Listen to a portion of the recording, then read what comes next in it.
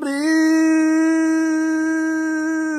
got the blues, Lord, Lord, coal black mountain blues. Went to my place, and I peeped in, slayed in the water up to my chin. I got the blues, got the blues, got the blues, Lord, Lord, coal black mountain blues. I looked at old Jim, Jim looked sad. The worst darn place that I ever had. I got the blues, got the blues, got the blues, Lord, Lord. Coal black mountain blues. Coal is part of the fabric of West Virginia. Not only do we have so many jobs within the coal industry, but it's part of our culture. The cost of energy is best when it's at the lowest. It's what's made us a great country and what's made us powerful. Coal means a lot to West Virginians, hardworking people who put their heart and soul into creating the industry, not only for West Virginia, but for our nation and across the world. It's very vital to us, not only in the coal jobs that are produced, but also the ancillary jobs that come as a secondary form of employment for the coal industry. So it's very important. Affordable energy for the people I represent. It means that we get money for our schools. It's been our past, and it should be our present and our future. So when the federal government comes in and challenges our way of life, it's a huge problem. One illegal regulation after another, that's creating tremendous problems for the state of West Virginia. There's no reason that the EPA should handcuff an industry and pick on coal like the way they are doing. What's going to raise the cost of power, and for manufacturers as well as consumers, that's going to hurt. It's going to hurt us all.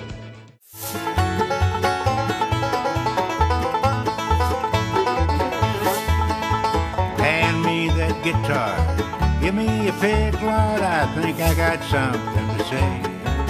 I'm a coal mining man, and I am who I am, and I wouldn't have it any other way. I'm a coal mining man, 3 miles underground. I work where the wind don't blow. I got kids and a wife, it's my chosen way of life, and I help make America's economy roll.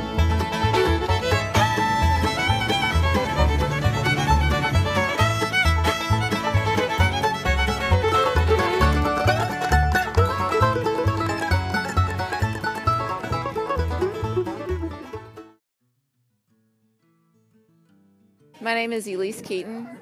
In the capacity I am here this weekend, I'm a volunteer for the Keeper of the Mountains Foundation. I am an environmental activist. I am also a lawyer, and I'm from southern West Virginia originally, and I live there now. My background is in mountaintop removal, but in the recent year we've learned that there are huge export natural gas pipelines proposed for some of our most pristine areas. These are ecological hotspots. When you look at biodiversity, these are red splotches on the map. I mean, ancient mountains with untouched watersheds. I mean, it's spectacular.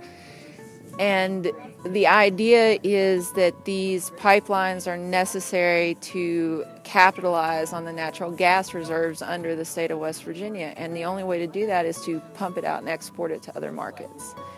So the impact here is that we bear the brunt of the extraction. We deal with the polluted water, we deal with the polluted air, we deal with the lack of jobs. Wetzel County produces billions of cubic feet of natural gas and has the highest unemployment rate in the state. And people often say, well, if this is so bad, if mining is so bad and you know it's going to happen, why would you stay? Why wouldn't you just move somewhere else where it's not happening? Well, when you think about uprooting from a place where you own your home, you own your land, it completely supports you, and thinking about having to purchase a home, purchase land, purchase food, purchase water, where is that money going to come from? Homes are passed down from generation to generation here, more so than in other states. We have a lot of families on land that have been there for hundreds of years, literally. And so not only do they own that home, they own a big chunk of property that they can farm and that, you know, supplies them with what they need. I identify wealth differently. I feel as though access to resources that are necessary for life is wealth. And it's not numbers in a bank account for me. It's something very different and fundamental to being a human being. And it occurred to me that that's part of my cultural upbringing.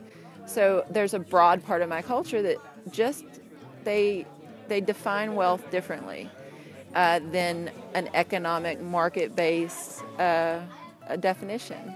We come from a different ethos. We see our role with our land as a symbiotic relationship. It's not that we exploit it, it's that it supports us. I feel as though there's always been a kind of a mythology around Appalachia as it relates to birth defects and the implications of inbreeding and backwoods and tight families and things like that. And it was something that, you know, I heard as a kid growing up, and I kind of took on as part of who I was. It occurred to me that we have high levels of birth defects in these communities with exposure to coal toxins, and that's under strict regulations. So if there were no regulations 100 years ago and all of those toxins were going into the air and water unchecked, it seems like we would have had a greater instance of birth defects. It was very easy for an industry to say, oh, those people, they inbreed.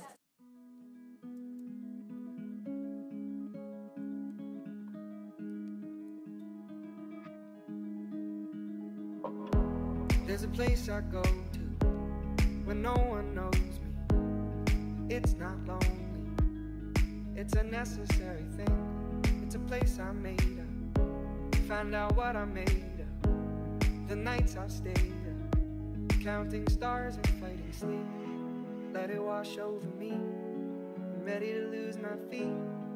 Take me off to the place where one reviews life's mystery. Steady on down the line. The lack of communication about real opportunity in this state, and a conversation dominated by an industry at a political level, at a media level, at a social level, at a religious level, in the church conversations. You know, I mean, there's just a dishonesty happening, and that is harmful to communities, because what we see here is it turns people who should be relating to each other, who are impacted in identical ways, it turns them against each other. These miners and the environmentalists have way more in common than they don't. My mother gave me birth, but the land gives me life. You live on this land. It feeds you. The trees create your oxygen. The mountains gave you water. The bounty of the forest gives you nutrients. You know, it's important. Tell each other secrets and remember how to love. Da da dum da dum dum dum. Da dum dum dum. Da dum dum. Da da dum da dum dum dum. Da dum dum dum. Da dum dum.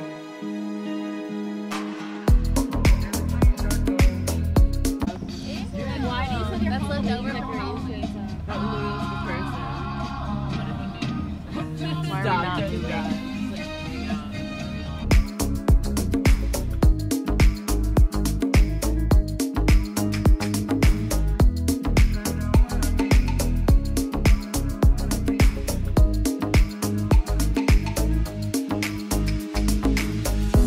There's a place I'm going, no one knows me. If I breathe real slowly, let it out and let it in.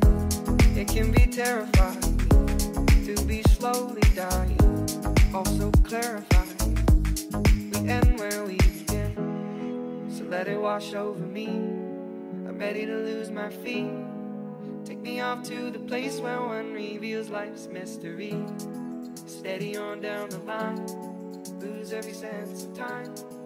Take it all in and wake up that small part of me. Day to day I'm blind to see and find how far